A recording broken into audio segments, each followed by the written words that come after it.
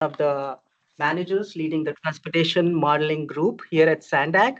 I want to extend a warm welcome to all of you to the 25th Transportation Modeling Forum. And so we are really excited to share a lot of updates and details about our transportation model, SANDAG ABM3. Before we kick off, I just want to note that the meeting is being recorded. We have been recording the Transportation Modeling Forum meetings historically, and the link for the recording is going to be put up on our website. I do want to thank Kundo Arellano, who is a senior modeler here at the SANDAG Transportation Modeling Group, and he has taken the lead to organize this meeting. You've been hearing from him a lot over the last few weeks. Thank you, Kundo, for all the organization effort. Right, let's go to the next slide. Sure.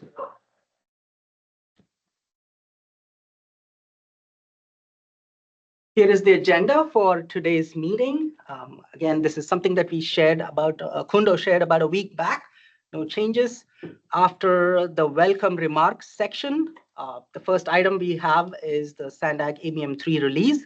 We are going to go into some of the features of the model and how it compares to the old model. The next item is an update on the 2025 regional plan. We are very excited that the draft regional plan got released just a few weeks back, so we want to give an update on that. We also have an update on the service bureau part of our function. As some of you might know, service bureau had been paused for the last couple of years, so we wanted to also give you an update on that. Finally, we'll have some time for questions and answers, both from people present here in person and also others who have joined us virtually. So we have quite a few turnout, and you can hear people still coming into the meeting. All right, let's go on to the next slide. With that, I want to turn it over to Grace Minio, our new Senior Director for both Data Science and IT departments, for a few welcome remarks. Grace. Hi, everyone. Welcome to SANDAG. Welcome to our new office space. Welcome to see you all in person. It's great to see familiar faces and also to see new faces. Thank you for attending the 25th Transportation Modeling Forum. I was like, 25 years? And this is really the 25th one? And I was like, when was the last time we had one in person? I know COVID kind of made it have to do all of it virtually. So it's just great to see everyone who's been able to make it here in person and those who are attending online. As Bargoff noted, you can see several new changes. I'm a new senior director. We have a new office space. Our modeling team is now fully staffed. We were shorthanded for a while back, but now after some turnover, they are now up and returned to its full strength. And the transportation modeling team, I just want to give them big kudos because they were able to organize us while also delivering a few weeks ago, we released the 2025 regional plan, and a very big key input was all the hard work that was being done by the transportation modeling development and transportation modeling application team. So just big kudos to them. And then, as you know, SANDAG's committed to the state-of-the-art practice of having a transportation model, and we want to share that code and the data publicly maybe through our open data portal, maybe through data requests, just depending on how big these file sizes are and what people are requesting. And then as Bargoff noted that we will we have plans to restart our service bureau, which was on a hiatus for a few years. And again, we thank you for coming. We all want to hear your input. We want to hear about your ideas. We want to know what we can make the model more accessible to all the users across the region. So again, thank you for coming and thank you for having me here. Thank you so much, Grace. A couple of housekeeping items before we dive in. So the restrooms are on that side behind the wall there. So you just have to exit, go back, and then depending on which side you exit the conference room, you got to make another left or a right because the restrooms are right behind the wall there. But please feel free to ask one of our staff for help. And then the In case of an emergency, we have the exit right behind me. And please take the stairs and not the elevators, which are also on that side. So we just take the stairs. There's coffee and light refreshments right outside the conference room. Please feel free to help yourselves to those. And that's it. I think we can dive in. Okay, just briefly introducing you to the team. As Grace was saying, we are fully staffed right now. There's been a couple of retirements, some turnover last few years, but now we are all the positions are filled. We have 11 full-time staff. Again, I'm Bhargav Sana, one of the managers, and I'm managing this group with Ziying Ouyang or Ying. I think a lot of you might know her from over the years. She's been at SANDAG for a while now. And then we have various transportation modelers and data scientists assisting. They are focused on different functions, but we are a pretty close-knit group. We collaborate on all the projects a lot. And so there is flexibility for the other staff to work on different modeling functions. We also have Joaquin Ortega, a senior researcher and modeler who was a long time staff here in the transportation modeling group, but he has now moved on to lead a different team called the Applied Research and Performance Monitoring team. But he's still involved, given his vast experience in transportation modeling. He's involved in an advisory role to the team. So that's why we have him here. He's not officially part of the transportation modeling group right now, but he still is advising us. Okay. And now we can dive into the first item, which is the ABM3 release. We are calling the new model ABM3. Right before that, it was called the ABM2 Plus, which was used for Regional Plan 2021 amendment. All right, let's go to the next slide. I just want to give you all a quick overview on what we've been doing for the past 1 year or so. As some of you might know from the last modeling forum, we made a pretty big change to ABM. We had been using the previous model for about 10 years. It was built using the CT ramp framework, and then we made a decision to move to a more modern framework, and it's called Activity Sim. We briefly introduced it last time, but we are going to touch on this again during this presentation. So that involved significant effort to convert the model to a new software platform. And most of that was completed around the end of 2023.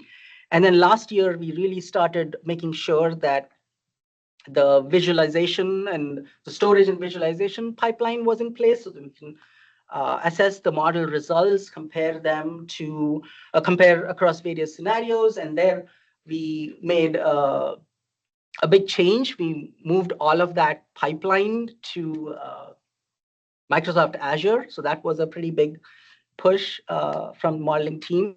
Once we had that in place, we did a lot of sensitivity testing in the early part of last year, and so that we could prepare and organize a technical advisory committee. We invited about a dozen experts around the country, and we had them review the new model, ABM3, and that did give us a few more things to work on, which we continued through spring of 2024. Another important update is the commercial vehicle model. We had a new survey done in 2022, and using that data, we updated our commercial vehicle model. Not only that, we moved the platform for that to Activity Sim as well. So that was a significant effort, and that was done a little bit later than some of the other special market models in the resident model. But by spring is when we pretty much completed most of the model development. And finally, I should mention that the network editing system underwent a major change from TCOVED to what we are now calling TNED, which is based on ArcGIS Pro. So we modernized that. So everything came together around spring last year, and that's when we made the first release of ABM3 in May. All of this information, again, is on our public GitHub repository. And since then, we've been making a few more releases based on bug fixes and other coding updates for the draft regional plan. So all of that has been going on during fall last year, and then trying to make sure that the plan meets the state and federal requirements. So multiple iterations, bug fixes, and then we've been working on ABM3 documentation so that it is in a good shape for the users to set up and run the model. So all of that has been, the team has been really hard at work last year for that. And we couldn't organize a transportation modeling forum last year. However, starting from this year, we want to get back to the semi-annual frequency. I think we have one around June every year, and then one later in the winter that year. So we are going to get back to that and be in more regular touch with you all. Okay. With that, I'll hand it over to Joe Flood, who will introduce himself and go over some of the key features of ABM3. Morning, everyone. My name is Joe Flood. I am a senior modeler here on the development team. And I'm going to go over some of the key features of ABM3. So it is an activity-based model. For those of you who are unfamiliar with what an ABM is, kind of takes a synthetic population of sort of the whole region as an input and simulates one typical weekday in that population's life. I often like to describe it as being like the Matrix, but on a smaller scale. So as Bhargav mentioned, our previous activity-based models all used the Java-based CT-RAMP platform, but for ABM3, we have transitioned to ActivitySim. Right, we actually have the first ActivitySim model in production. So it's open sourced and Python-based. So you can go on and look at the code, and like a lot of the kids graduating out of school they know Python really well. So like a few of our younger modelers, we were able to get them right in. So the ActivitySim, it's developed by a consortium of public agencies. Right now, there are 10 MPOs, 2 US state DOTs, and then actually 2 international agencies. We have TransLink in Vancouver, and then the Victoria Department of Transportation in Australia. And then that's as of right now. We've got a couple shakeups in the membership coming up. Yeah, that's an ActivitySim. Move on, please. Oh, there we go. All right, so we several of our component models use ActivitySim. So our resident model, that's kind of the main one that simulates a day for people who live in San Diego. But as you know, we're a common vacation destination. So we have a visitor model where the synthetic population are basically kind of people who are staying here, mostly on vacation. And we also have a cross-border model, which models Mexican residents who are crossing the border, spending the day here, and then heading home. We have airport access models for both the San Diego airport as well as the cross-border express facility down at the Tijuana airport. Basically, that model just kind of shows how people simulates how people are getting to and from the airport.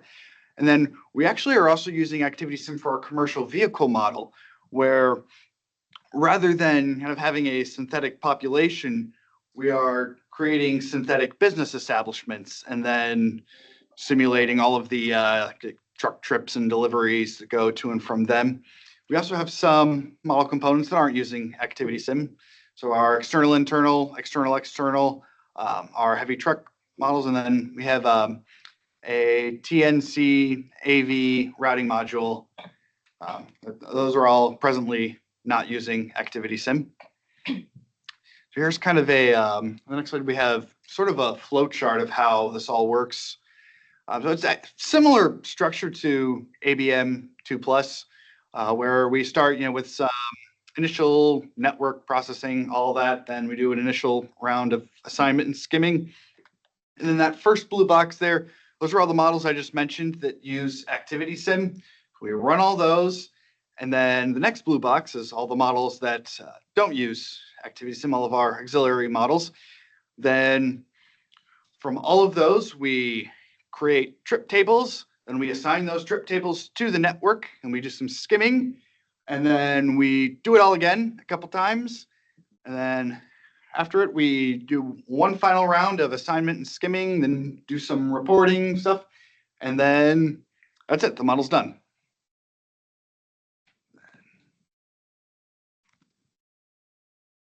Yes. So a few new things about within ABM3, particularly within the resident model. So you may have noticed I did not mention an internal-external model. Well, that's because that is now handled by the resident model. We have new model components that determine if a resident of San Diego has an external workplace location, or if one of their trips are going to an external location. We've also added a vehicle type choice and allocation model. So what the vehicle type choice model does is for every vehicle owned by every household, it predicts the fuel type, body type, and age. And then later there's the vehicle allocation model that determines what vehicle is used for what trip. One thing that we can do with that is that we've already kind of reported to planning is that, one of the fuel types is basically EVs, which is a very common, important thing right now. And we can actually kind of directly from the trip diaries that are output from ActivitySim, we can estimate how much VMT is done by electric vehicles. So before we had to do like that as a post-processing step, now we can kind of take it directly from the model. And then we've also added transit pass ownership and subsidy models. We also have some new policies we're modeling. So e-bike and e-scooter were added as options and mode choice. We've also, one policy that our climate planners asked us to put in was, I mentioned the vehicle type choice model. One thing we added to that was rebates for low and middle income households to buy electric vehicles that we were able to incorporate. And we've also added some of the flexible fleet services, so the microtransit and NEV or neighborhood electric vehicle services that are starting to pop up around the region, kind of like Fred here downtown or the Beach Bug in Pacific Beach. So we kind of incorporate that into our pooled TNC mode. So, I'm going to hand it off to my colleague Susan to do kind of a more detailed comparison of ABM3 and ABM2+.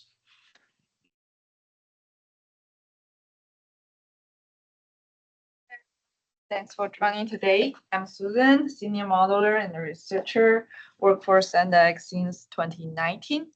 And today I will walk you through a comparison between ABM3 and our previous ABM2+ model. This comparison focuses on the most relevant differences in platform, zone systems, model logic, and model flow and enhancement, and data inputs and outputs. Let's start with the software platform.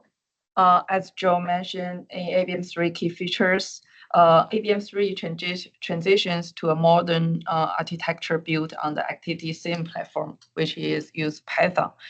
And this provides us with more flexibility for model development, maintenance, and compatibility with open source tools. Configuration-wise, ABM3 uses YAML files, which simplify the customization of model settings compared to our old ABM2+. In this slide, you can see there are two screenshots on two like left and right side.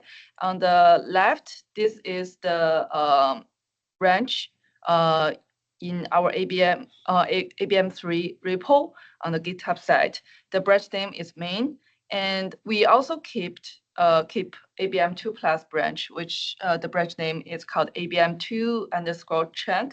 So if you guys want to know details about the config files or the model structure, feel free to go to our GitHub site and ABM repository, find these two branch and get more information. A major structure difference lies in the zone system. ABM2 Plus is currently run with our 3-zone system, which are TAS, short for Transportation Announced Zones, MGRA, short for Master Geographic Reference Area, and Transit Access Points, aka TAP. In ABM2 Plus, tour and trip ends represented at MGRA level, and TAS used for auto times and the cost. Walk and back times at MGRA level for close together MGRAs, and TAS level for further apart MGRAs. In ABM2 Plus, the TAP used for transit schemes from first boarding to final lighting TAP. And there are 4 access egress modes in ABM2 Plus, which are walk, park and ride, kiss and ride, and TNC. In contrast, ABM3 uses 2-zone system, which are TAS and MGRA. We no longer have the transit access points layer in ABM3. And auto and transit schemes are at the TAS level in ABM3, and non-motorized and access egress schemes are at MGRA level. So in ABM3, there are 7 access egress transit modes now, which are walk, park and ride in, park and ride out, kiss and ride in, kiss and ride out, TNC in, and TNC out. So in both models, we keep 3 transit markets, which are local, premium, and mix. We still have 5 time periods: early morning, AM, midday, PM, and evening. The next slide. Several models have been updated to reflect new data and methodologies.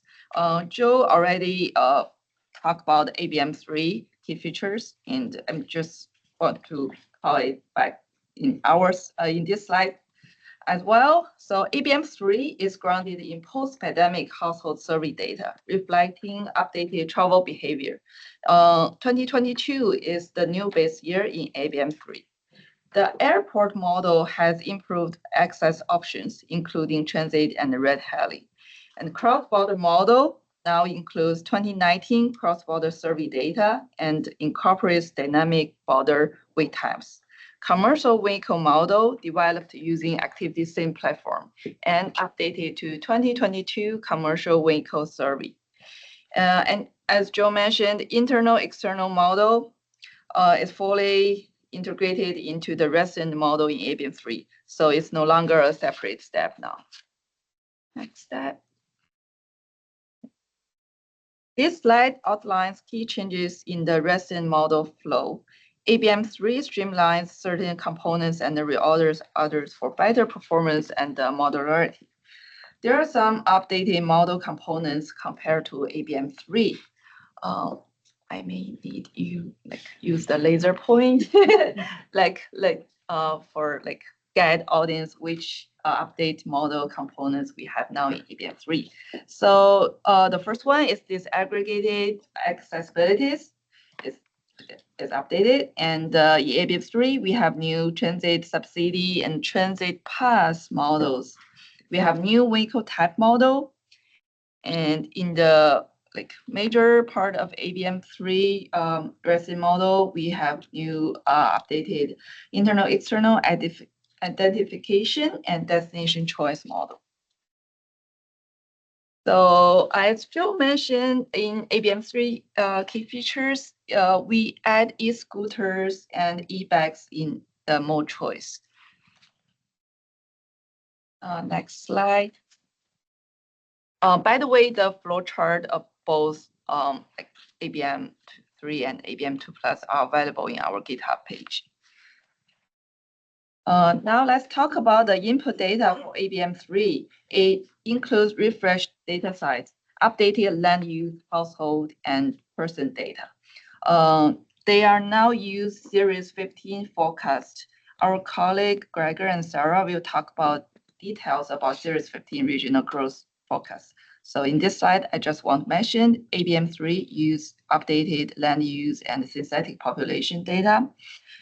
And we also updated SANDAG ABM3 wiki page. So now we have 2 wiki page, just in case you guys want to get reference for ABM2+. And we will send out the link after this forum to provide more information about the resources. Next slide. This one will be my last slide in my part. It's about model outputs. In ABM3, they are more detailed now, especially for accessibility and trip level information. For some output, for example, traffic schemes, we simply change the matrix name in ABM3, but the structures are all same. In transit schemes, there's a lot of change. Since I mentioned in ABM3, we switch 3 zone from ABM2+ to 2 zone in ABM3, and transit schemes now is in test. So in ABM3 transit schemes output, we have a lot of matrices now in test level. And since we added access egress mode definition, there are more matrices saved in transit schemes. And for chip list, we no longer have the chip list in different model named. Now we saved final chips to each model folder in the output. So if you want to see chip list for resident model, you go to output resident folder. If you want to check other models final chip list, you go to other model folder. Now the name should be same, called final chips or final tours. Yeah, and I also want to mention we also generated more detailed output, which supports more powerful post-processing and the visualization, including new dashboards that we have already developed. Now let's welcome Anne to talk about the visualization and reporting.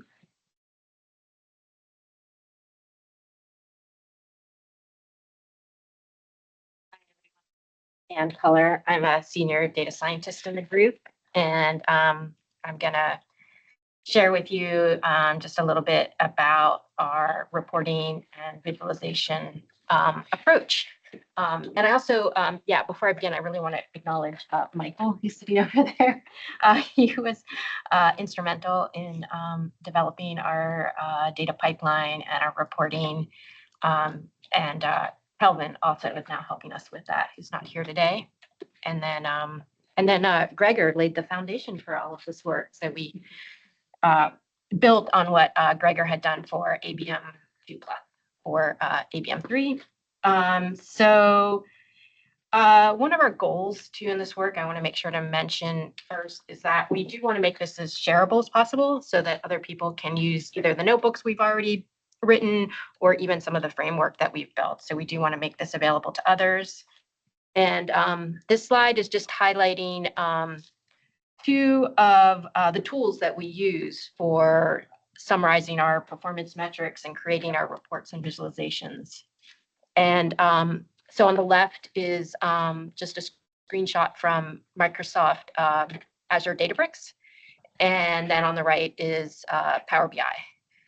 So we use Databricks for most of our notebooks for the analysis. And there on the slide, you're just seeing a portion of some Python code that's used to analyze transit boardings. Also there under sort of work, where it says workspace there, you see a list of a bunch of other notebooks that we use for things like transportation costs, activity, VMT per capita. All those notebooks are under version control, and so we can track any changes. And we also have both a development environment and a production environment. So we use a CI/CD process to push our code from development to production. And then the notebooks are actually reading data from a centralized catalog that has all of the model results for all of the ABM3 model runs that we've done. And one of the reasons that we've found using Databricks to be beneficial is that it's, well, for one thing, you pay for just the compute you use, and then you can easily scale up your compute, scale it up, scale it down for whatever you need. It also has really strong data governance. So we're able to track, data lineage. We can see, any changes, enforce any policies that we want across our different data environments. And it's also very easy to collaborate with others. Very similar to like a SharePoint where you can have, people using the same notebook at the same time and both making changes. And then also, so on the right, you see the Power BI visualization. So because these are both in the Microsoft Azure environments, they talk to each other really well. So it's very seamless to connect your Databricks to your Power BI environment for creating any kind of dashboards that you want. And then you see there in the transit boardings table there, you have, every model run is identified by a unique scenario ID. So we can identify each model run, and then it has a scenario name. And then, so just to talk really briefly about, so how do the model results get to Databricks, right? So when the model run completes, those outputs are written to the data lake, and they're authenticated against our modeling servers. Within the data lake, which, it's essentially just like storing files in the cloud rather than, locally. But so you're writing to the data lake. Those are all getting ingested in a data pipeline. And within the data lake, we do use a standard medallion architecture, which is really basically that you have a folder that's called bronze, and then a silver, and then a gold, where in bronze you have your raw outputs, then silver is curated, and then gold would be like your final data. So we do have a data pipeline. It gets triggered on writing to the data lake, so there's no manual intervention, and then all of that data is loaded into tables with all of the model runs. Those tables, they're called delta tables. They're ACID compliant, which is a standard in the database world, which just means that, you can have multiple people accessing these tables at the same time, and you can be sure that your data is reliable and accurate, and you're not getting sort of like a partial load. So that's very helpful to know that we can trust our results and our data. Right now, we have over 300 model runs loaded into those tables. And one of the goals, just to sort of finish up and reiterate, is like really to be able to share this with others and work together on that. And I'm happy to help anyone who has further questions or is interested in our reporting and visualization. And now I'm going to pass it off to Laura.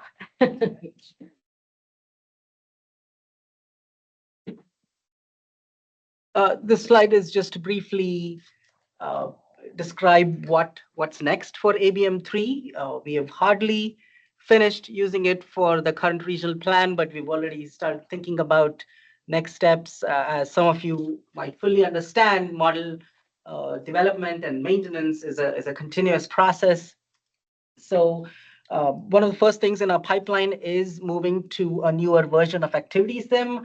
That brings with it a lot of performance improvements, both in terms of memory and runtime. So that is one thing that we've already started working on, and we are actually very close to moving to the new version of ActivitySim. In addition, there's a newer framework in Databricks called the Unity Catalog. That's something that Anne and Kelvin are leading, and we are pretty close to getting there too. In all of these updates, we haven't had a chance to update our M version, which is a software used for traffic and transit assignment and skimming. So that has been lagging, and So right now, Susan's leading the effort to move to the latest version of M. And all of this work is in different branches on our GitHub repository. So it's all being done publicly. You can see where we are with some of these efforts, and feel free to add issues or ask us more about this work. We did not get a chance to collect transit onboard survey data post-pandemic. So that's another survey effort that got a bit delayed. And so this couldn't come into this cycle, but we now have completed the onboard survey. It was done in 2023. We are going to use that to update the transit parameters in assignment and skimming and do a recalibration of our transit demand. So there's just new data, new software versions. Finally, the San Diego International Airport Survey was done in last fall. And so we want to update the airport ground access model in a more comprehensive fashion and make sure that that can support the airport transit connector project, which is pretty important for the agency. It's an agency priority project. So these some of the things that we are seeing are in the next immediate future, so about a few months to a year. And again, we'd love to talk more about these and engage with the user community as we go on this journey of ABM3 development. With that, I think I'll hand it over to Ying to the next main item on our agenda, which is the regional plan. Thank you, Wika. Hey everyone, my name is Ziying Ouyang, also known as Ying. I think I know most of the people here. Maybe there's a few new faces. Yeah, I've been here with SANDAG since 1999, and I see some of my old colleagues here too. Yeah. So the 2025 regional plan is a long-range transportation plan for transportation, land use, housing, and environmental needs of the San Diego region over the next 25 years. Throughout the development of the plan, SANDAG conducted extensive public outreach to collect information to understand the region's needs and use the input from people across the region to build a plan. I think City of San Diego, there's a few other jurisdictions, all the local jurisdictions input the general plan were considered. Gregor and Sarah are going to talk about that. Also, we are required by law to update the regional plan every 4 years based on current data and planning assumptions. The regional plan is required to ensure our region can continue receiving federal and state funding for future transition projects. So it's a very important long-term document that SANDAG is responsible for. And almost everybody from SANDAG is involved in somewhat way to for this plan. So here we are kind of presenting from data science department, but planning, communications, legal, contracts, you name it, everybody, graphics, visual communications, public outreach, yeah. Next slide. So we just released the draft plan about more than 3 weeks ago. The comment period opens till July 18th. There's 55 days of comment period. The plan achieved a 19% reduction in passenger vehicle greenhouse gas per capita by 2035, based on 2005 levels. That's a target set by the California Air Resource Board, CAB, under the state Senate Bill 375, a state law. So it requires an SCS, Sustainable Community Strategy, that demonstrate how coordinated transportation, housing, and land use will achieve GHG emissions reduction targets set by the CAB. So that's a very important that we need when we meet the target. Otherwise, we'll have to do some alternative scenario analysis. So that's good news. We meet that. And then the plan also meets the federal air quality conformity requirement. For the federal air quality conformity, all vehicles, including the heavy-duty trucks, are considered. But this SB 375 GHG is only just for passenger vehicles. Yeah, so there's distinction there. So the plan accomplished this by focusing the future residential and employment growth in areas with a high concentration of transportation options, including fast and frequent transit, complete corridors, flexible fleets, and bikeways and walkways.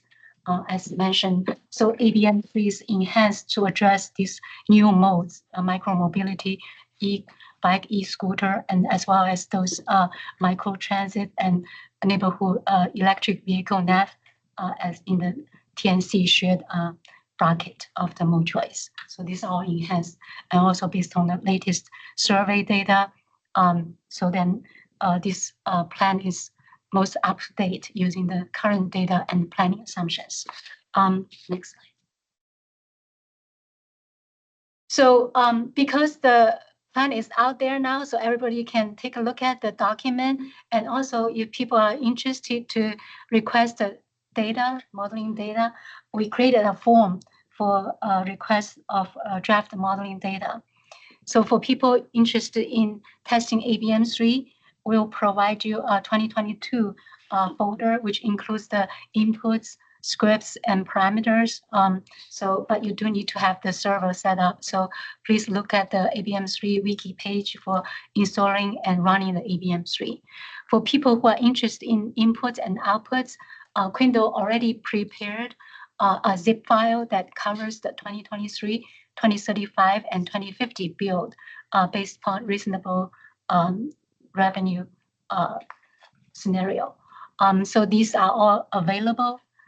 For inputs, we provide networks, include the highway, transit, and active transportation.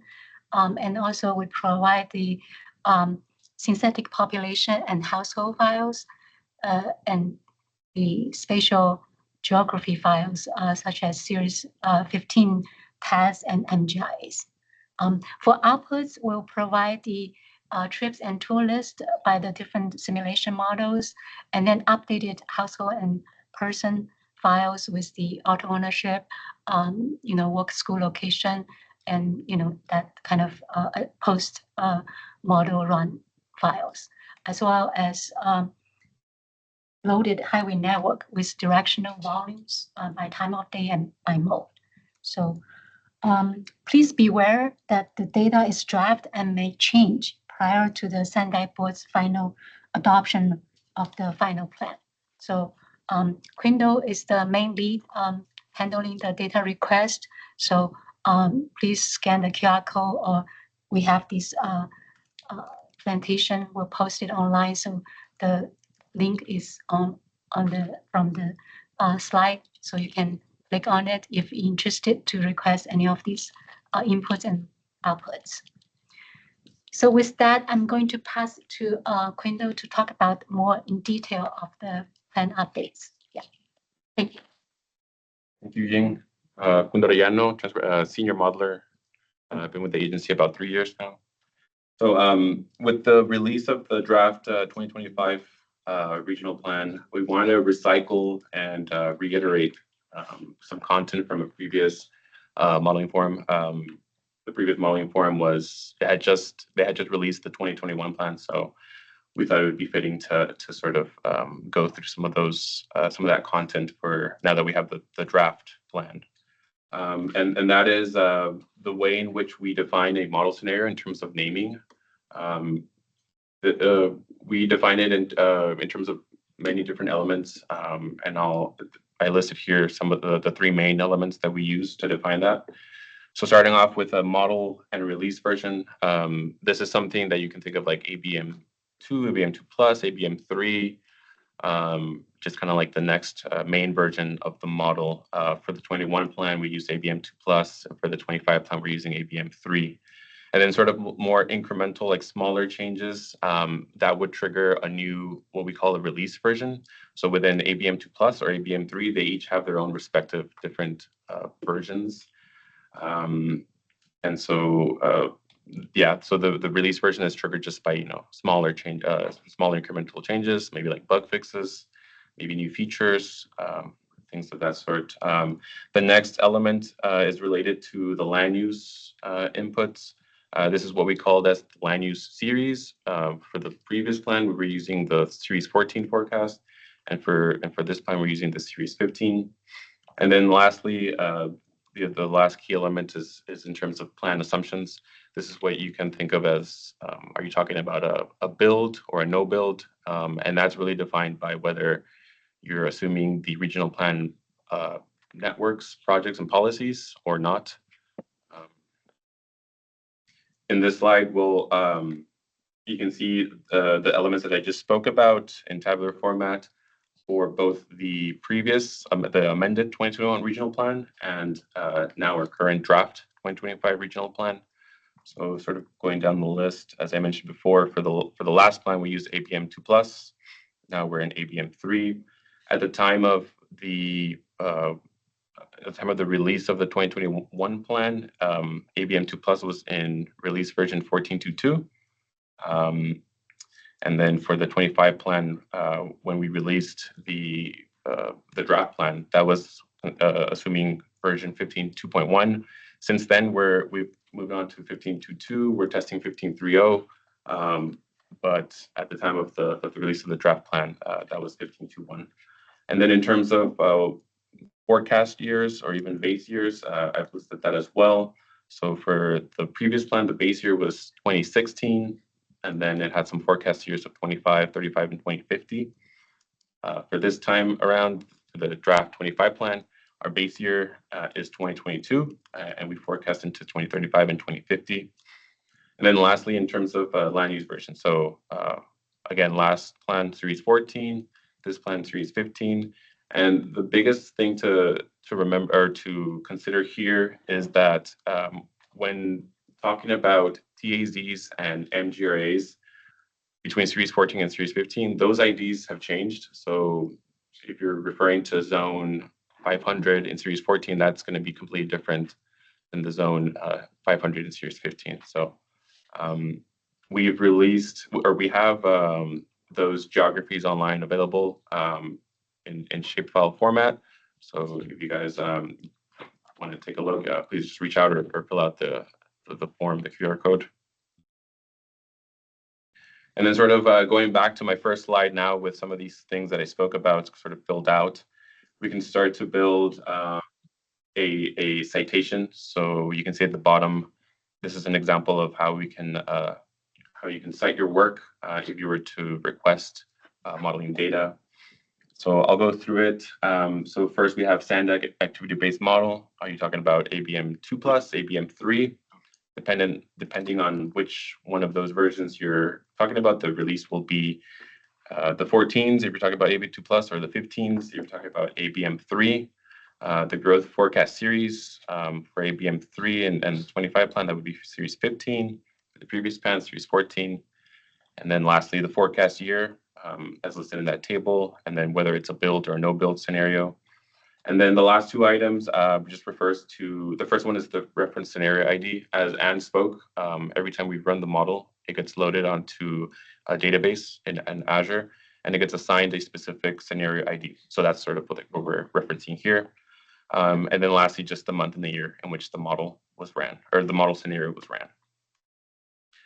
When you guys request data, and if you guys have access to the data, I can make the data available to you guys. There's a bunch of README files in there, and we've already filled out these citations. So if you guys are using data for a specific model run, you guys can just refer to that README for citation purposes. And next, I'll pass it on to Gregor.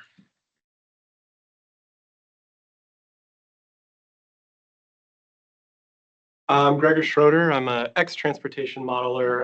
Now I'm the manager of the socioeconomic and demographic forecasting group here at SANDAG. So today I'm going to give you a brief overview of our Series 15 forecast. If we only had one slide or just 1 minute to share what the San Diego region is projected to look like in the future, these are the key points we would focus on. Like the state of California, the San Diego region's population will slowly increase, peak in the 2040s, and begin to decrease out to 2050. The population will be older, but more housing will still be needed. Employment and job growth will remain strong. Fortunately, or unfortunately, depending on your energy level right now, we have more than just 1 minute and one slide to share with you. Next slide. This chart depicts population, housing, and jobs projected to the year 2050. I'll go over each one. Population in the region is projected to increase by approximately 140,000 people to a peak in 2040 of 3.43 million, then decrease slightly to 3.4 million by 2050, which is a net increase of approximately 113,000 people from 2022. The population in the region will be older as the median age is projected to increase from 36 to 42, and there will be more older adults and fewer children. The region is projected to increase both housing units and number of households over the life of the forecast, especially in the early years as housing units already in the development pipeline are built out. More housing units will alleviate existing unmet housing need, and it allows more individuals to form their own household. Additionally, older adults are more likely to live alone or with one other person. So as the population ages, this actually leads to more total households with fewer persons in each. And this results in a lower average household size. The forecast also anticipates that gross vacancy rates will rise as more housing becomes available. Moving on to employment, the region is projected to continually add jobs due to a stable prime working age population, that's people aged 25 to 64, and rising labor force participation rates. There are two categories of jobs, wage and salary and non-wage and salary. Wage and salary jobs are tied to jurisdictions' inputs and land uses, as these tend to be associated with employers with physical work locations. In contrast, non-wage and salary jobs, such as within the gig economy or certain types of self-employment, are more tied to population. Combined, they equal total jobs. Lastly, I want to note that we're presenting the total number of jobs, not the number of workers, and that a worker may have more than one job. Next slide. Again, the region is projected to be entering a period of slower population growth with an aging population while housing and job growth remain strong. The regional trends are reflected in each jurisdiction's forecast. The majority of jurisdictions, 11 of 19, are projected to decrease in population. 3 jurisdictions are projected with very small, 1% or less population growth. 5 jurisdictions are projected to grow population by approximately 5% or more. The jurisdictions with projected population growth are primarily those with the most projected housing and job growth, reflecting developments planned or in progress, as well as jurisdiction land use inputs and general plans. For example, here, Chula Vista and San Marcos are notable for strong growth across the board. All jurisdictions are projected as add housing and jobs to varying degrees over the life of the forecast, again, driven by the input received from jurisdictions and illustrating the regional trend of housing growth leading to easing housing pressure, lower household size, and higher gross vacancy rates. For jobs, that stable prime working age population with higher labor force participation leads to job growth in all jurisdictions over the life of the forecast. It's worth noting that as the largest jurisdiction in the region, the city of San Diego accounts for large shares of overall region population, housing, and job growth. Next slide. So just wrapping up, Series 15 presents a slow growth scenario for the San Diego region, mirroring state trends and the California Department of Finance projection for the region. An aging population is projected with more older adults and fewer children. Housing pressure is projected to ease as units are continually added, and strong job growth is projected. That concludes my section on the Series 15 regional growth forecast. Thank you for your time. Sorry, it was longer than 1 minute. Moving on. That's it. Thank you, Gregor. Okay, so now I'll be sort of giving a very brief overview of the regional plan process. I've sort of listed 4 steps, but obviously there's way more steps before, after, in between. But just kind of like an overview in terms of the regional plan. So it starts off by receiving instructions and projects and policies from the regional planners. We start evaluating some of those projects and policies, figuring out if we can model them, if we can incorporate them into the networks. If we can't, if it's something that can't be modeled, we may consider reaching out to the development team, and then they can work on incorporating, which would then trigger maybe like a new a release version. So that would be an example of when it would trigger something like that. Then we start actually preparing the networks. We have, as Barbara mentioned before, we have a new network editing system called TNED. It's based in ArcGIS Pro. We start coding that. We start coding those networks. There's a bunch of different years, as I listed before. We also start incorporating all the different settings and parameters related to policies. And then we start kicking off runs. We kick off runs. We produce outputs and summaries. We talk to planning. They review. And then maybe we go back again and do the whole thing over again until we're sort of content with the results.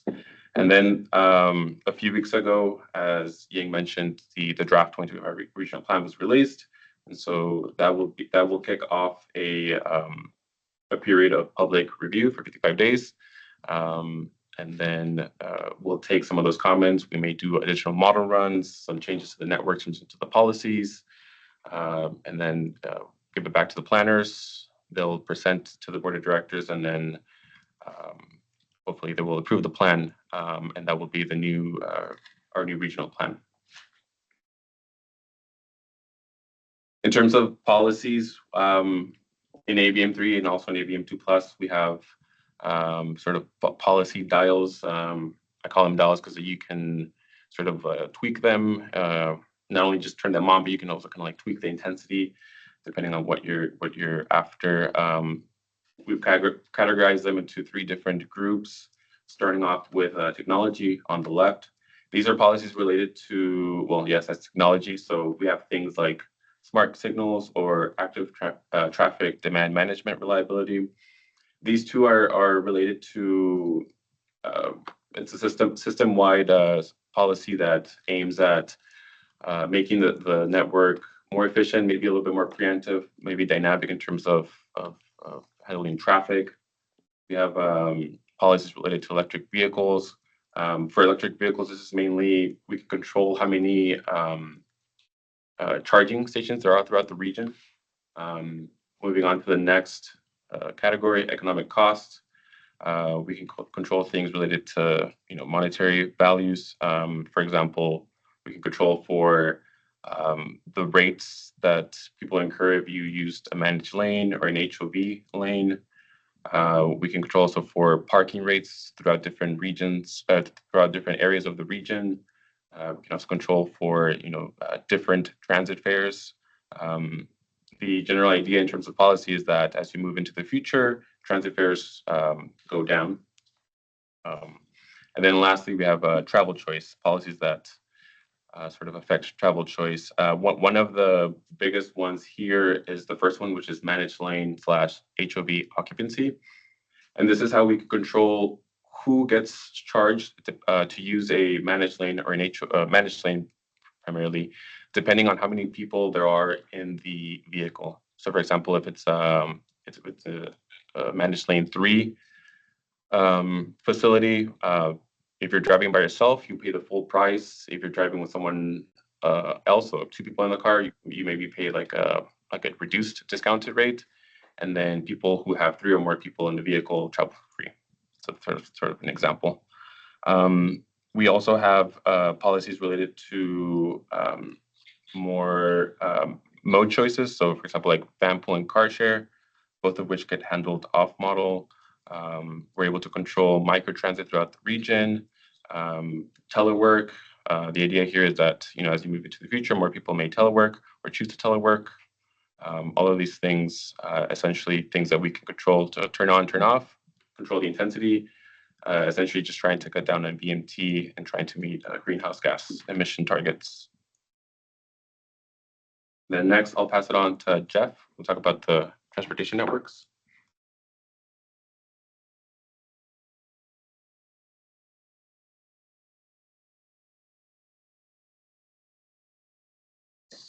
Hi everyone, I'm Jeff Yan. I'm associate data scientist from model application team. So I'm going to introduce our in-house transportation network. So as you guys may know, we transitioned from TCOP editing database to TNET. So TNET is a whole new, it's tied with a whole new modern GI software.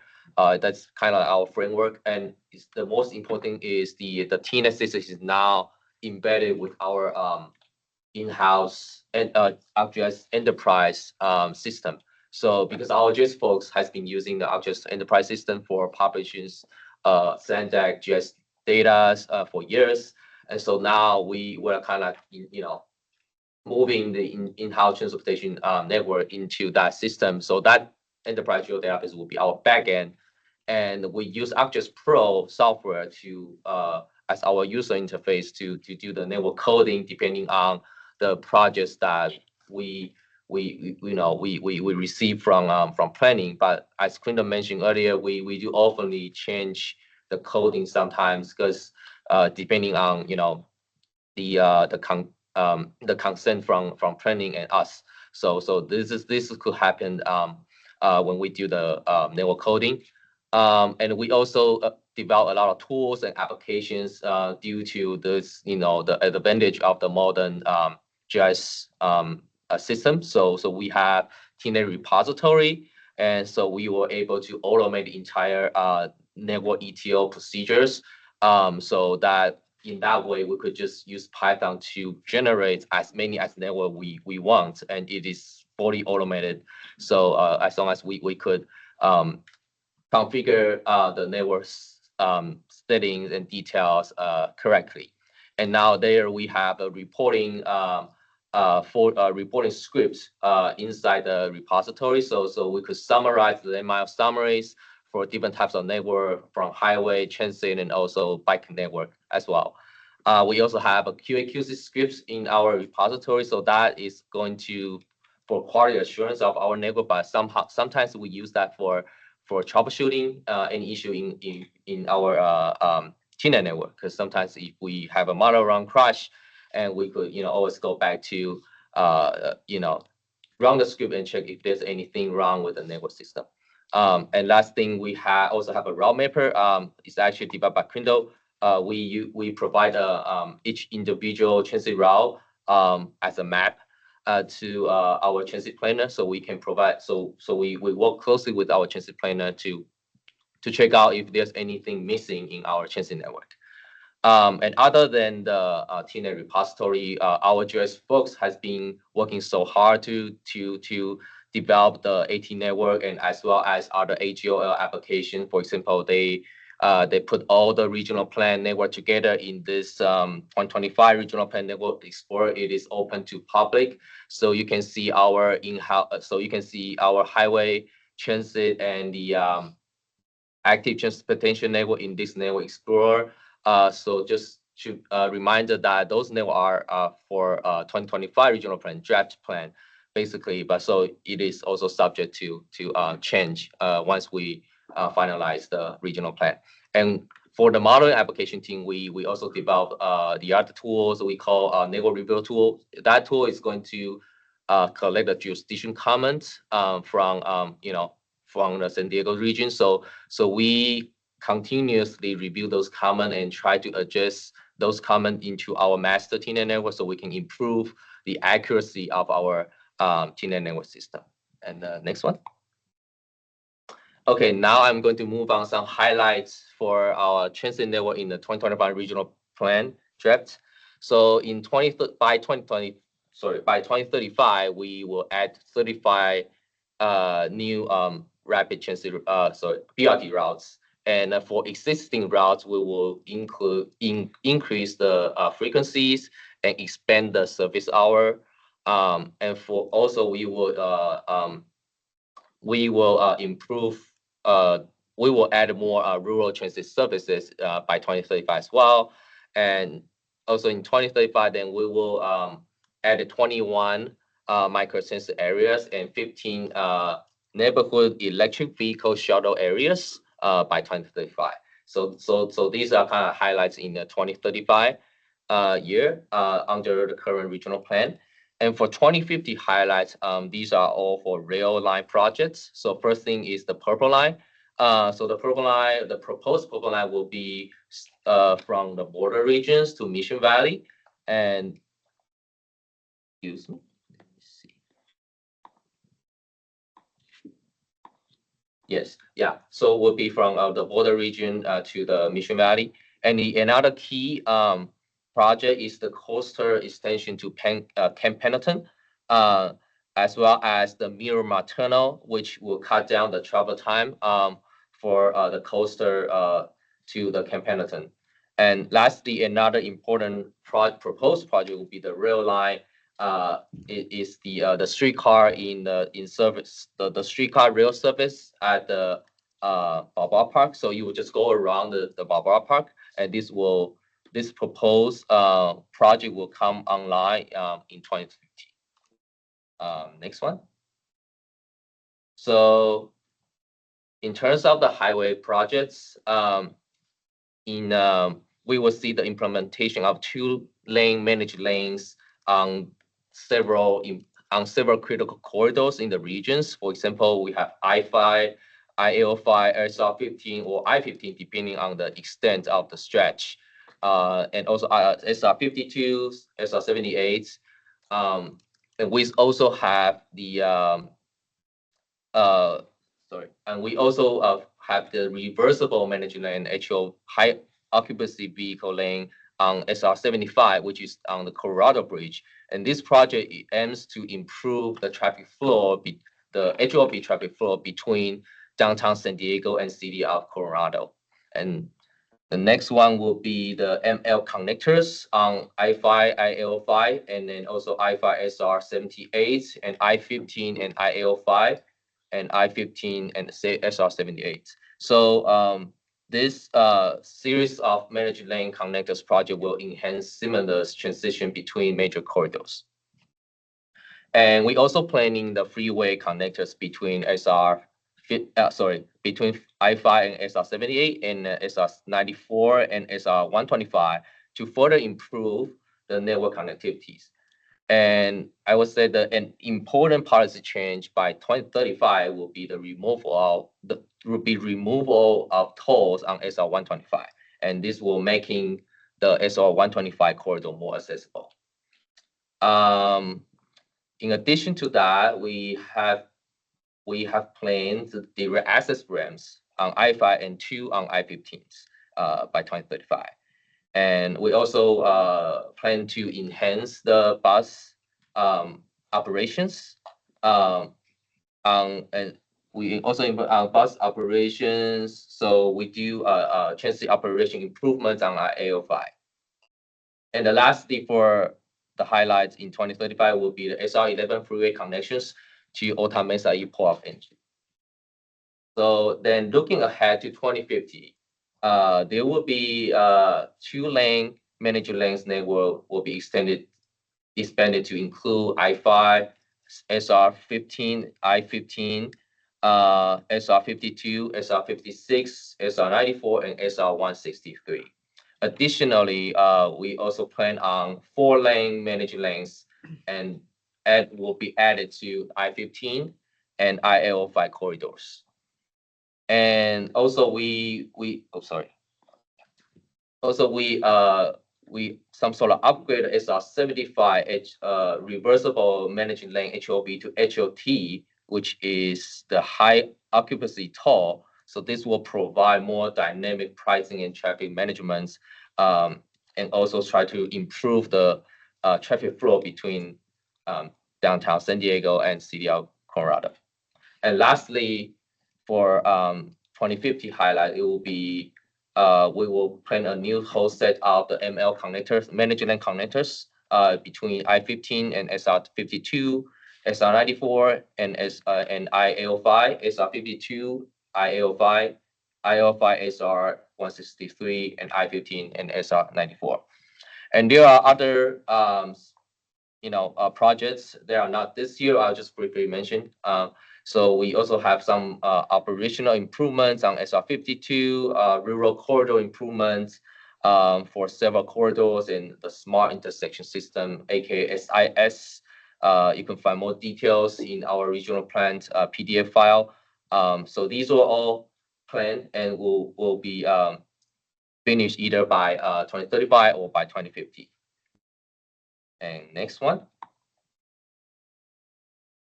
Okay, so in terms of our active transportation network, I would like to give a kudos to our GIS folks because they maintain and develop the active transportation networks for our regional plan.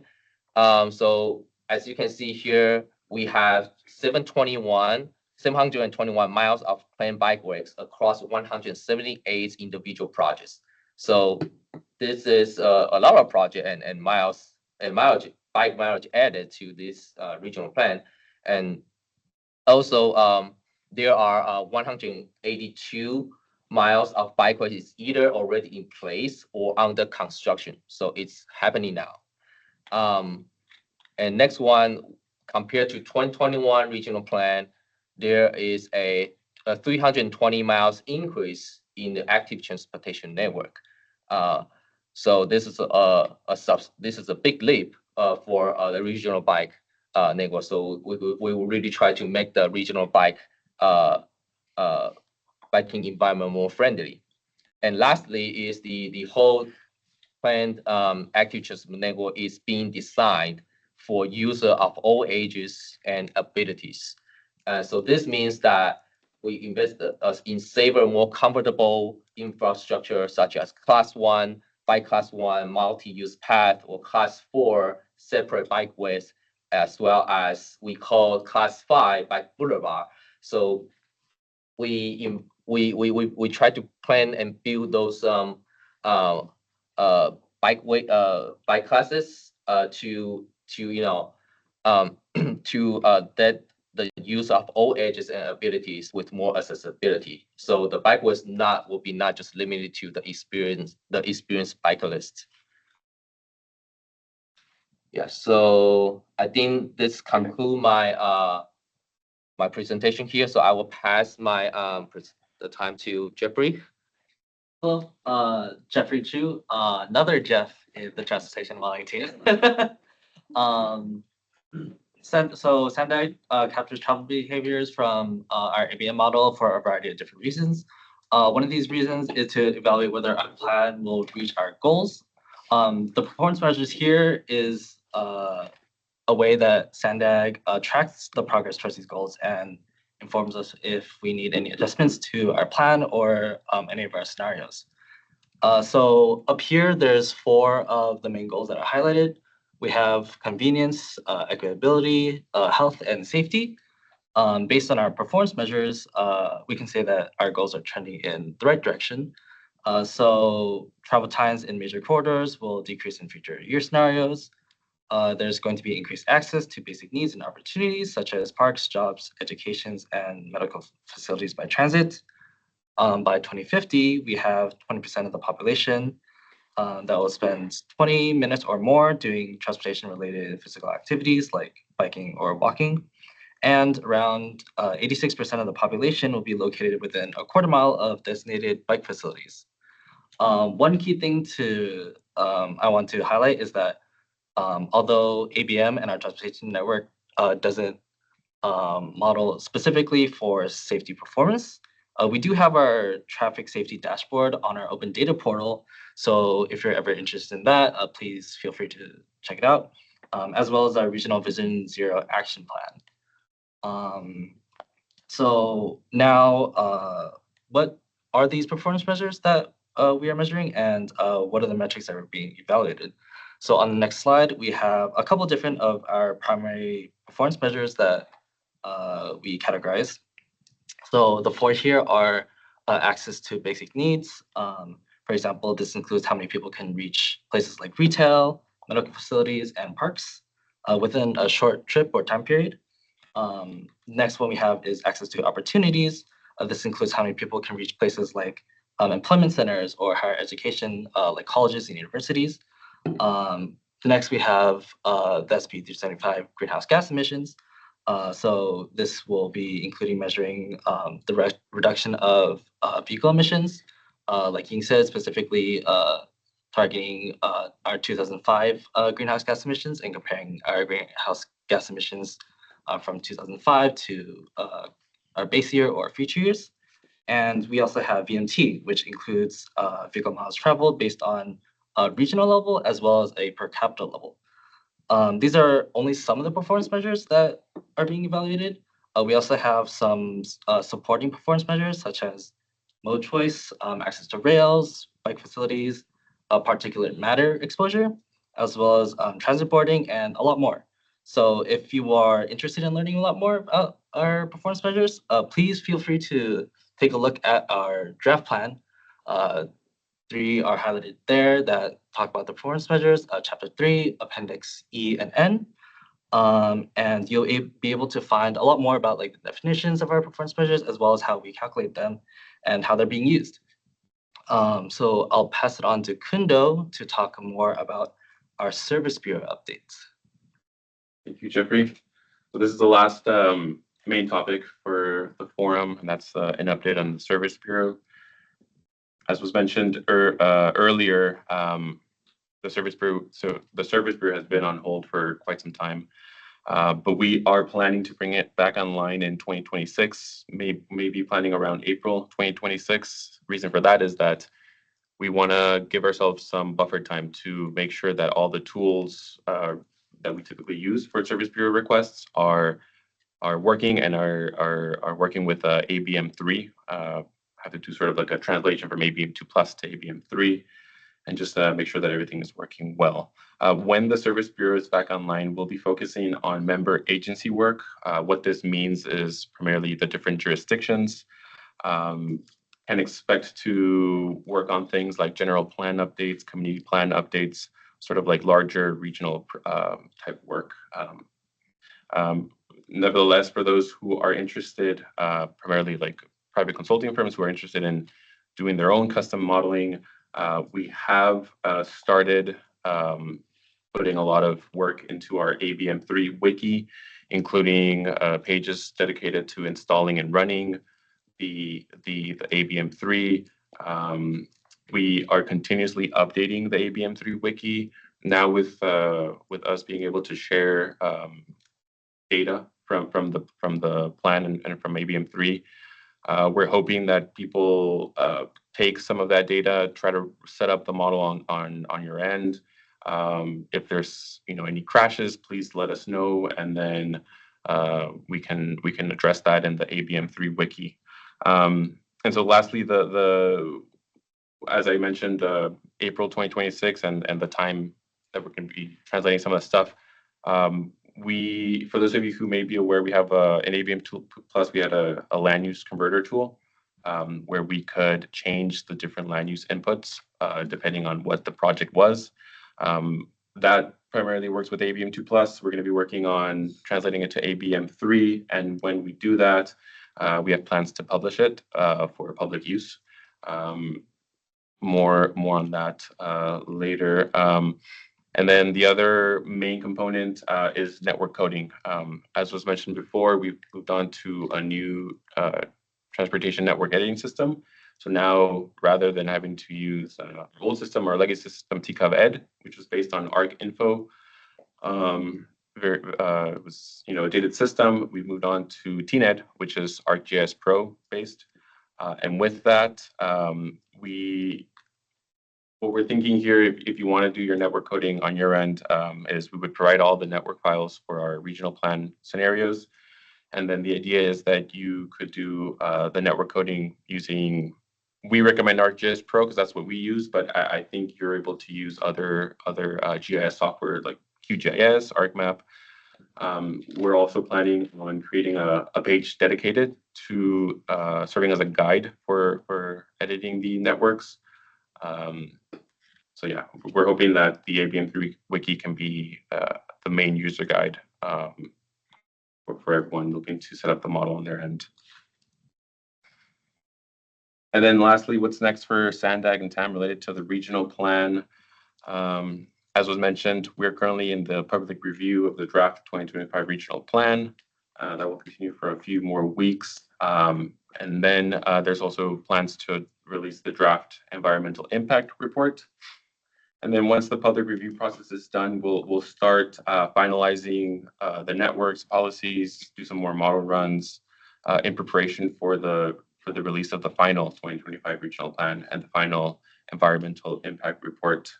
We're updating our data dissemination for the 25 plan. What this means is that we're trying to bring back online previous tools, previous web maps that were useful for people interested in things like BMT, mode choice reports.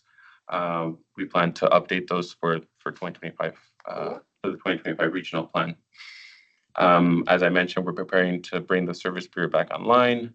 And then lastly, as was mentioned at the beginning, we're trying to hold these forums more frequently. So the plan is to have the next forum be sometime in winter, 2025, 2026. And with that, we'll start taking questions.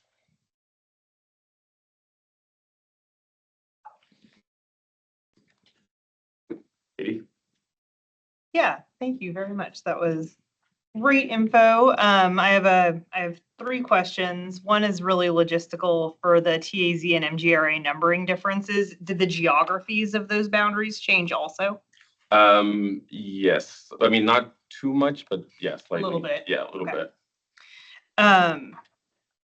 For all of the policy dials that are available, obviously there was some set that resulted in the 19.3 reduction in GHG, achieving that, right? And so I'm assuming that's well documented in the draft regional plan, kind of what those assumptions were Yes. for each of those dials. Yes, and that's more so related to what Jeffrey was talking about the performance measures. Yeah, there's a whole chapter about it. Yeah. I was specifically curious about the assumptions around like teleworking and if there's different assumptions for 2035 versus 2050. I know in the past that's been a topic of conversation amongst all of us. Yeah, we have this file that controls policies by years. It's included in the data package that we have. So if you were to fill out the that QR code, ask for like inputs, that would be a file that would be included. And so it's very nice because it's on the column side, you have all the different policies, and then on the row side, you have the different years. So you can see like what happens in 2022, 2035, 2050. Okay. Yeah. This is a sub question related to that answer. For the filling out the form and getting the data, are we asking for specific items, or are you basically, if we fill out the form and request the data, are you sending like a standard package of information? Yeah, the package that we have now is based off of the requests that we've been getting. If there's things that are being requested that we don't have yet, then yeah, we'll add it to that location. I just don't want you to get 5 forms from like my firm. Yeah. Asking for different things. We'll try to be more strategic about that. Yeah. And then my last question is related to build versus no build. So just clarifying that build is the draft regional plan network land use assumptions and policies, and the no build would be the 2021 amendment policies. Yeah, the no build is what we typically refer to as like status quo. So it's more similar to like the different general plans of the different Okay, jurisdictions. perfect. Yeah. Okay. Yeah. Thank you.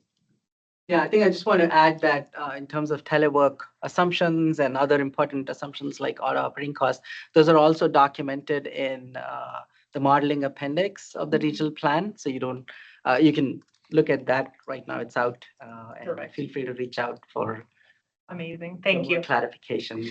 But in general, we haven't assumed a big increase in telework because of how it has spiked through COVID, and I think we feel like it's not going to increase a lot from this point. It's as high as it could get to during the pandemic, and the assumption has been it'll stay fairly flat, and we have some supporting description and numbers there for that. Awesome, thank you. I think Nimesh was next. Thanks for presenting. I have a question for Kundo. Is the TNED will be able to edit just with ArcGIS Pro, or do we need specific softwares for that? Yeah, good question. So TNED internally works with Pro.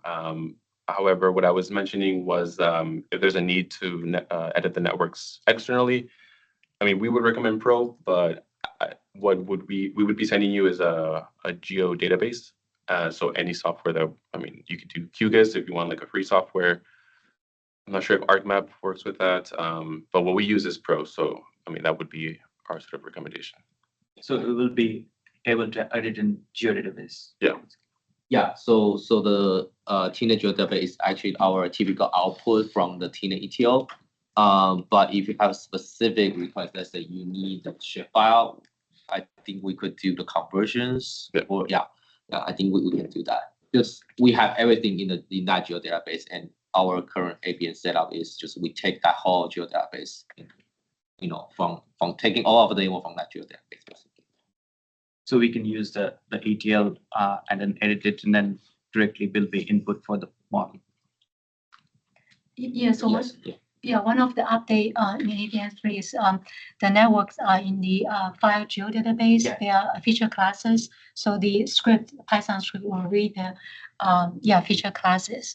But when you update the network, you know, there's some fields depend upon the updates, right? If you are adding lanes or changing, you know, traffic signals and stuff like that, the capacity field is the one that's going to affect it. So it needs to be recalculated. Yeah.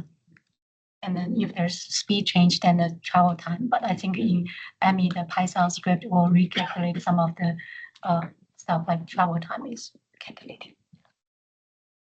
And another question would be, do you have any specific timeline for the ME conversion, like for the ABM3? We want to try and do it before the end of the year. We've already made a lot of progress. What we have been looking into is some of the differences in terms of the skim values, and as a result, transit boardings are changing by a few percentage points, and we're trying to understand if those differences are because of updates made in M or other bugs that we haven't found out. So right now we've just been looking at outputs using the new M version and the current M version and trying to understand why there's some differences. And I think we'll be able to resolve and make the switch in the next couple of months, but definitely by the end of this year. Thank you. Like, Actually, a follow-up to Katie's last question. Can you maybe provide just a brief overview of the difference between the sustainable community strategy forecast and the existing policies forecast? you talk about like build That's versus no probably for build. Gregor. We're happy Yeah. that Gregor is here. Very similar. So we got pretty lucky this go around. The Series 15 regional growth forecast is basically identical to the forecast for the SCS. We had to make very minor adjustments to the housing capacity in the cities of Coronado and Solana Beach because their initial capacity estimates came in below their 6-cycle RENA allocations. So it's very slight capacity bump ups for those two cities. We do that because we're required by law. And so it's pretty much the same as far as the land use goes. So there's no more mobility hubs? That is not a question for me. I think we stopped using that terminology. So now it's called transportation investment areas. Yeah. Yes, Phil. Yeah, Phil Trump, City of San Diego. Question on, really interesting to hearing about the EV rebate. Just wondering how that sort of rolls into mode choice and if there's a separate auto operating cost for EVs. Reason I ask is when you get downstream on the performance metrics, if there's an EVMT sort of output, I think the city's really interested in sort of discerning between EV and non-EV moving forward. I know that's a little tricky, right? Because if you figure a house has a choice, maybe one EV and one not. If it's cheaper to use the EV, they'll use it, but less trip chaining, more VMTs. So kind of countervailing forces there. So just wanted to see if you could elaborate a little bit. Just the teaser on the EV rebate was interesting, and wanted to find out more if there's more on the output side. Yeah, I think it's more. Absolutely, great question. And I mean, I'll invite Joe to respond to that. Yeah. So EVs do have a lower auto operating cost within the model. What happens, I mentioned there's that vehicle allocation model. So that is run, that's kind of determined where kind of the way it works is that kind of if a driving tour is going to be made, which vehicle is going to be used based on like drive alone, shared ride 2, or shared ride 3+. And so then in mode choice, if an EV was determined to be used on like a drive alone tour, then the auto operating costs used in mode choice would reflect that. So it would reflect the lower auto operating costs. Does that answer your question? Yeah, and then on the output side, is there a split between the EVMT and regular VMT when you get to the performance?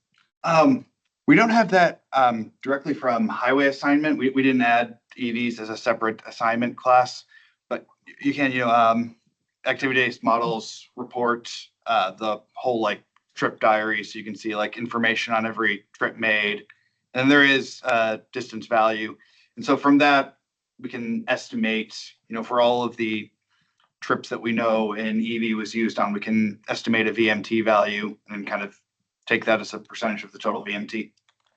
And did you say EVs are a mode, like getting mode share, mode choice? That's something we can split too, or? They aren't, but the selected vehicle is reported in the tour table, and from that we can determine if it's an EV, and then we join that with the trips table. And so any trip that's made on a tour that's selected an EV will then be made with an EV. So great, yeah, thanks for the thought. Yeah, I think I just want to add that the answer to most of your questions is yes, we have all of that detail. We do also calculate or estimate EVMT separately. We are not reporting that as a performance measure, but we have all of those calculations done in our pipelines. Just to go back a step, one of the major enhancements has been the vehicle type choice model. So in the previous version of ABM, we were just predicting the total number of vehicles owned by a household, but now it's not just a total number, but it also goes into more detail of what's the body type, what is the fuel type, EV versus hybrid versus gasoline or diesel. So because of that and the vehicle allocation model that Joe just talked about, okay, if a household is going to go on a trip, we are also simulating which particular household vehicle they choose. We are able to then know what is the share of those, what is the VMT by vehicles. All of those details are in the trip list that are output.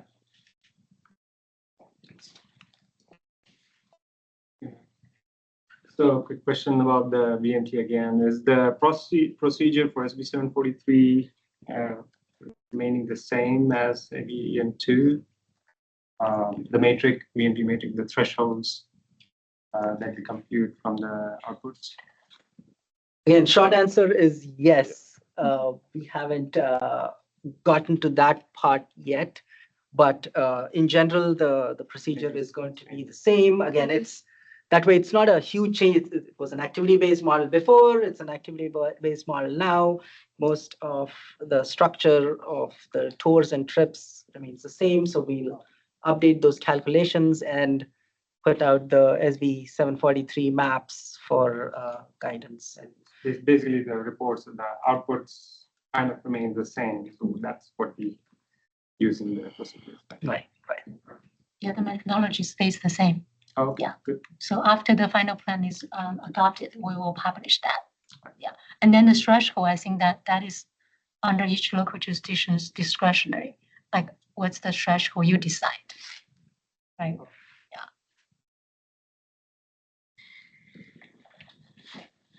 I have a question. Thank you. The presentations were fantastic. It's fascinating. I wanted to know if the transit fares are going down because there's an assumption that the subsidies go up with, like, whether it's the sales tax measure or some other revenues that are, is that why we're assuming transit fares go down? I think this is more like from policy level, we're trying to make transit more accessible to low income as well as other folks. So in 2035, the transit fare is half of, is assumed to be half of the current fare level. That kind of carried on to 2050. So there's a financial chapter of the original plan that covers about the funding source and then the cost of those projects, including the operation, transit operation, as well as highway maintenance and operation as well. Yeah. So, yeah, that's kind of more like the policy driven. Okay. Yeah. Thank you. Yeah, I think I just want to add that, yeah, we just have a variety of things that we try to assume and see if we are meeting the target, the state and federal targets, both SB 375 and also air quality conformity. So we are saying, okay, let's, SES or transit fare policies and just the sheer number of transit projects and highway projects that we are putting in place, like the managed lane, and then say, hey, what happens, right? Are we going to meet the target, not meeting the target? And then we crank up the dial for some of these policies. And once we see that we are hitting these targets, we're like, okay, this is good, but are we then going to be able to afford this plan, everything in terms of the subsidies? Can the revenues match the spending or the costs? And that's a separate financial analysis that's done. But if we are not able to meet there, then it just kicks back to us and like, okay, we can't give the 50% off and you got to try, or do we keep that and cut somewhere else? And so there's this whole feedback loop that just goes on and on for a while before we balance everything and then put out the draft plan. So it's hard to say that, okay, this is going, we are giving this because we are seeing some increase somewhere, but it's just all related to a bunch of things we are doing in the regional plan to meet the requirements. I have another question on the AT network. So is basically the AT network, not just the regional network, but basically all of the agencies, bike networks being included in the model? Okay. Yeah. So I think for the numbers I show on the slide, these 18 network mileage only include the regional projects. Our just has been coding a local projects, but those number hasn't been pushed on the shown on the slide. That's what I mean. So there's a different, mileage summary, but I just didn't show at this time. Okay. So what I'm trying to say is that they have been working on not just the regional project, but also local projects as well. Got it. Okay. Thank you. Oh, please. Oh, sorry. Go ahead. Did somebody else have a question? No, you should complete first and then we can move on to. I had one more, and this is just, is the tech already out there for doing the HOV, like the cost by number of passengers in the vehicle? Does that already exist where you can, somehow, I don't know, I guess you would have to adjust something in your vehicle so that the system knows I have one person in my vehicle, 2 or 3, to determine how I'm paying this? I mean, this is not a modeling question, but just, does that tech already exist? So I know that exists in the transponder itself. There's a mode setting that you put in, like, okay, yeah, it's multi occupancy or high. but I don't know how well it's working. You have to remember And, to you know- change that little toggle deal. They use it in the Bay Area. Yeah. Thank you. Hey, this is Shana, a travel demand modeler at Cambridge Systematics. Nice to see so many modelers in the room. I got two questions, one technical and one just philosophical maybe. The first question is to Anne when she talks about visualization. And I just have a question about CICD in general. I think it's very cool. Can we explain more in detail? Like, is that because we can make changes and push it to the GitHub and we kick in some model runs and then we got visualizations, or how it works in general? Can you repeat the question again, just to make sure I answer? Yeah. So when you talk about CICD and version control, yeah, does the process look like we make some modifications to the model files, we push it to the GitHub, and a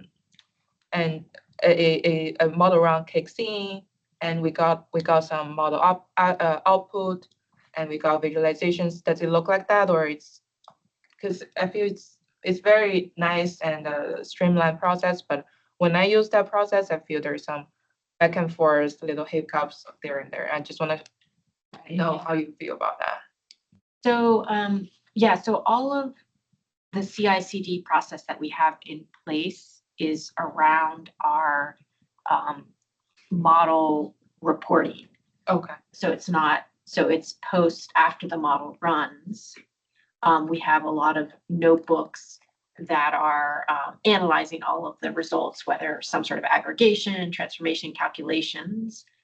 And there's also a data pipeline engine for running all of these notebooks automatically for every model run. And that whole process we develop it in our dev environment, so we don't touch our production environment, right? So that stays running. And then when we're happy with the changes in dev, we're able to push that to production through that CI/CD process. So, okay. And within that CI/CD process, we can have a lot of checks to make sure, we're not messing anything up, basically. So, but it's a really nice, process to have so that you can do things in development and maintain your production environment. Got it. So it's more post processing. So it's all post processing. Yeah. Yeah, the model itself doesn't have I see. continuous integration or deployment system in place yet. Got another question. Because I'm a modeler, it's very nice to see SANDAG model is being very sophisticated and using ABM3. I just have sometimes I wish it can be more lightweighted because simulation always takes days or even a whole week to finish. So when I really want to see something quick, do we have just besides ABM3 in general, do we wish to have something more lightweighted or quick turnaround sometimes for some of the modeling purposes or just project in general? Sure. I think we have been looking for that, and we have made several attempts, albeit unsuccessfully.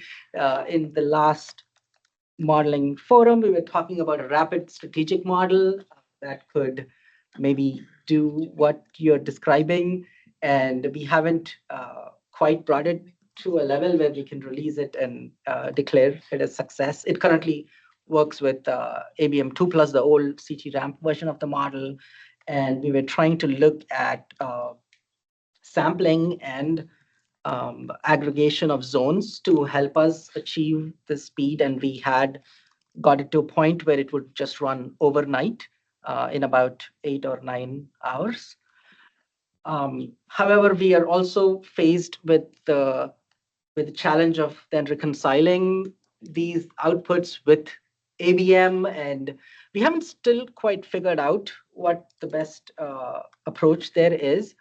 And we've been really focusing on making sure ABM is running as well as it can, is performing as well as it can, and trying to improve the runtime and RAM there. Just get it to a point where it is pretty good, and then start again picking this piece up of like, how do we do a quick run of this, right? And at this point, it seems like sampling is a more straightforward way to do it, and we are going to definitely embark or pick up this again in the next few cycles. Definitely, maybe in the next, maybe this can be something that we pick up early next year, where we are okay. What happens if we cut down the sample size, right? We have this gradually increasing sample size in these 3 global iterations,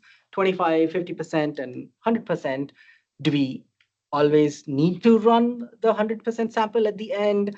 How close are the results? How stable are the results if we just do a 50% sample? And what we found from our last effort was that changing the zones, aggregating them, does make it faster, but then the results move about a lot, and it's harder to reconcile them with what ABM is predicting for the same scenario. And so I think we are going to try and build a solution around sampling. That's just an initial thought, but then there's a lot of work being done by the ActivitySim Consortium, the consortium of MPOs that is funding and leading this work. And there has been significant advances on the software side, the software engineering side, the underlying code, pandas, and this other NumPy libraries, where things are improving every year. Things are faster, less RAM. So currently, the model takes about 35 to 40 hours to finish. So it's not terrible. And one of actually a good improvement that we haven't quite highlighted in this presentation is we've gotten rid of the shadow pricing mechanism. And that helps with 8 to 10 hours by itself. And actually, the work was led by RSG. Joel is here. I don't know if you want to add more about that, about how, we don't really do any shadow pricing, but there's this new constrained mechanism simulation that greatly improves the speed of the model. Thank you. Yeah.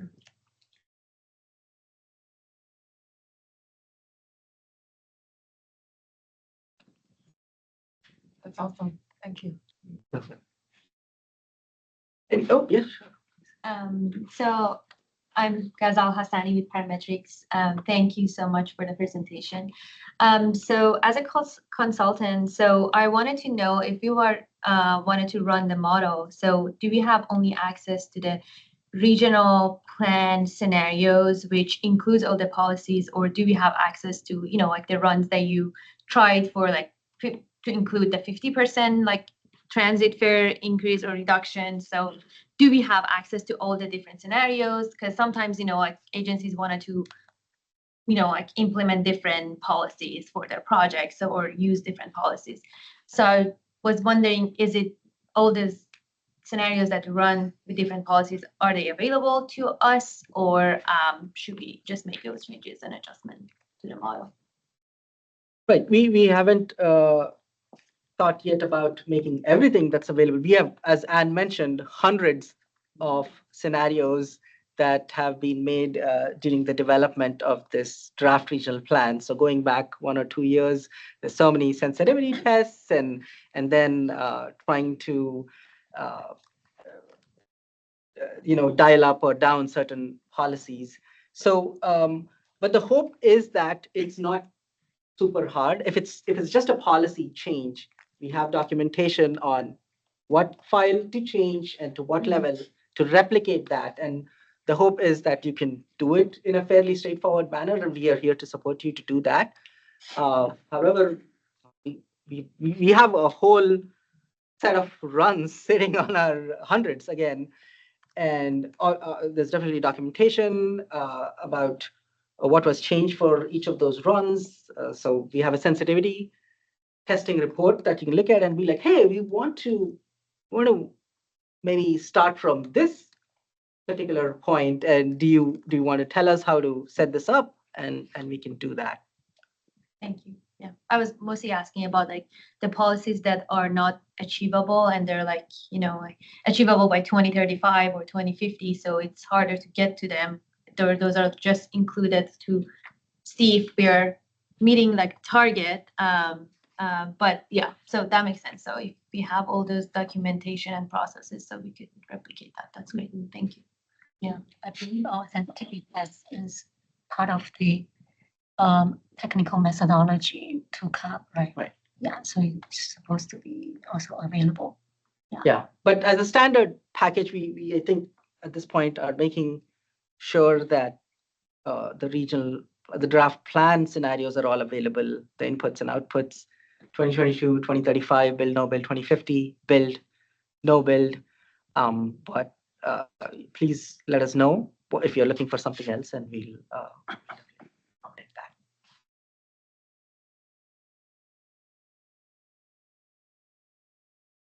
Do you want to check the chat and see if there's anything? Maybe. This one? Oh, okay.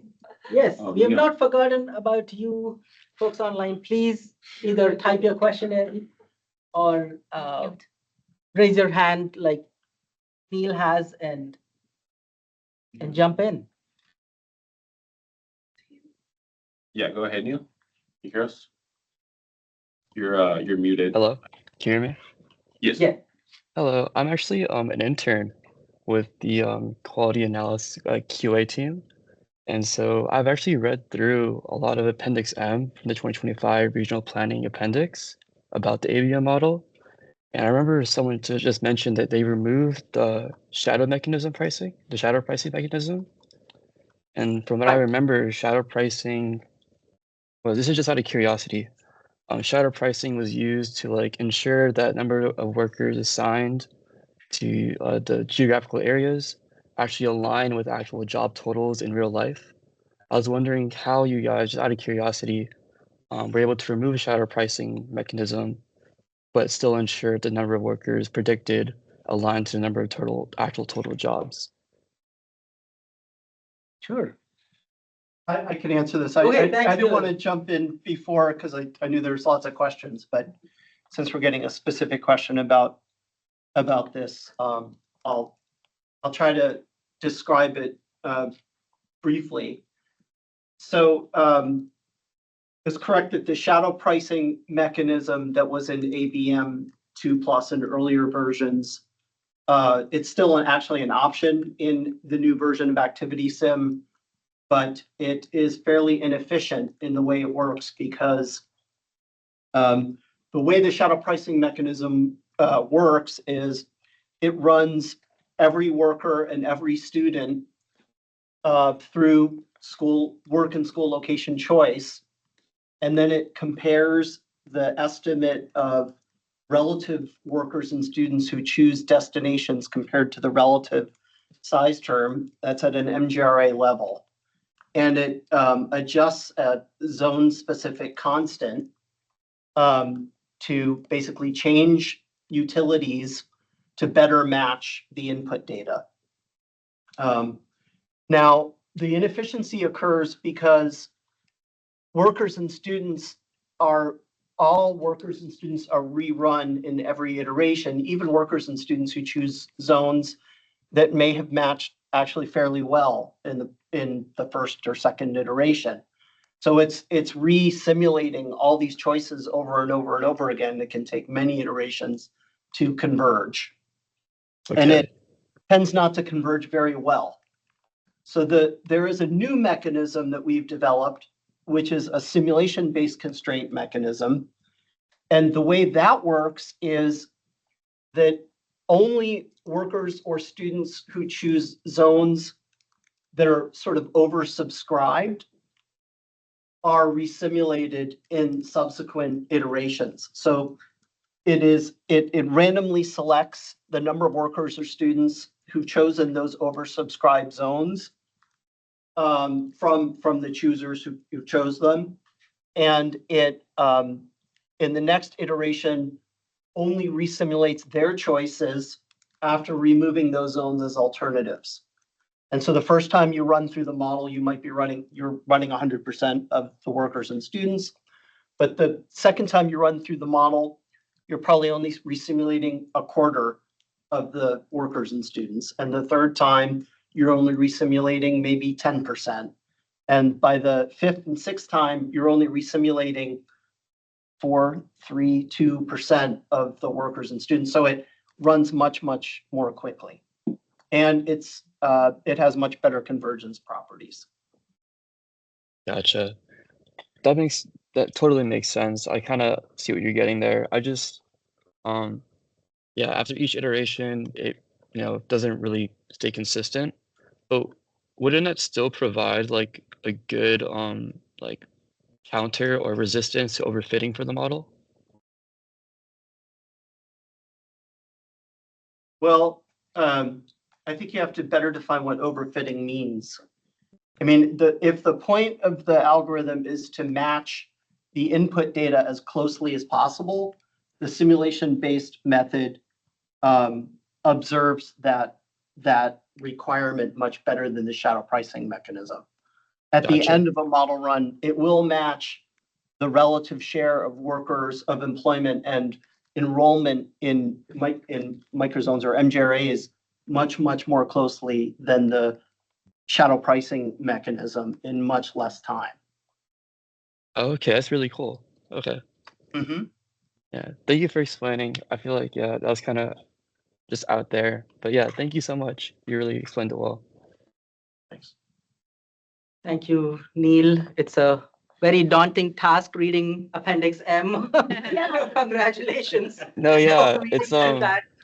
Mike actually gave it to me. Oh, and so yeah, I was interested about how all the modeling stuff worked because I'm only an intern, right? And so Mike gave me the appendix, and so I've read through a lot of it. But yeah. Thank you. Thank you.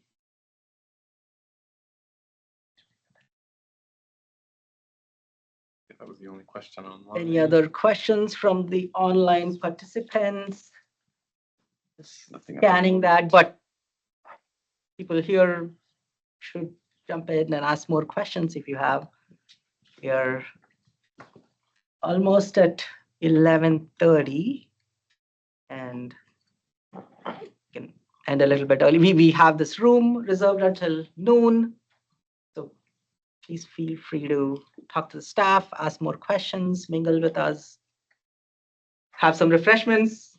I see nobody has had much, so please help yourselves. Okay, it looks like no more questions online, and there's no more questions in the room. I think we can adjourn. Thank you so much for coming in. We hope to stay engaged with you in the next few months. Please talk to us. Please provide feedback on how we can do things better and how we can improve the